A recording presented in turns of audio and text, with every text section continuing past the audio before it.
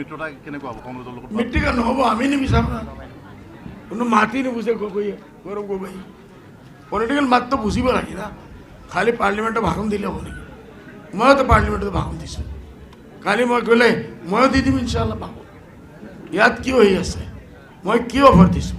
মই কৈছোঁ লাগিলে আপোনালোকে লৈ লওক, আমি নিজক চেছ কৰি দিম, কিন্তু তথাপি আপোনালোকে মিনিষ্ট্ৰী কৰক। গেৰেণ্টি দিয়ক আপোনালোকে বিজেপিৰ সামনে মিনিষ্ট্ৰী কৰিব।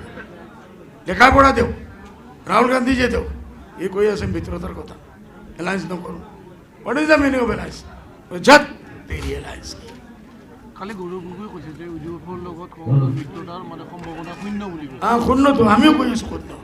কেনে বিজেপিয়ে হেমন্ত বিশ্ব শৰ্মা আমাক কয় আমি বিজেপিৰ এজেণ্ট।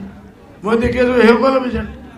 গৌৰৱ গগৈ নিজে 1 নম্বৰ এজেণ্ট, বিজেপিৰ এজেণ্ট। এইটো নহ'লে দুইজনে আমি মিলিম, এই ফৰ্মুলাই হ'ব। হোৱাৰ পিছত কিমান চিট জিকিব, তেখেত কিমান জিকিব, সপোন দেখি আছে নেকি? পলিটিক্সত আমি প্ৰেক্টিকেল হ'ব লাগিব। অলপ হিচাপ কৰক না, কিমান চিট পাব, তাৰপিছত কওক এলায়েন্স নালাগে। আমাৰতো নালাগে।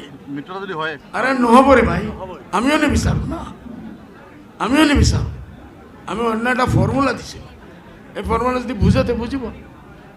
আমি কৈছোঁ ওৱান ৱে আপোনালোকে লৈ যাওক, ওৱান চাইডেড। আমি আমাৰ দোকান বন্ধ কৰি দিম, তথাপিও তোমালোকে জিকিয়ে দেখাওক, জিকি দেখাওক না। নোৱাৰিব, জানে নোৱাৰিব। এইটো এলায়েন্সৰ কথা কৈ আছোঁ। আমি মুৰ্গীৰ কথা মাতি আছোঁ, তেখেতৰ কাউৱাৰ কথা মাতি আছোঁ। Okay, thank you. Akhil Gogoi গালি দি আছে আপোনালোকক? অখিল গগৈ গালি দিব, তাৰ যেটা যাৰ মনত থাকে যে শিক্ষা পাইছে সৰুতাকৰ পৰা, গালি শিক্ষা পাইছে, গালি দিব। আমি সি গালি দিব, আমি ফুল দিম। সি গালি দিব, আমাৰ ভাল দিম।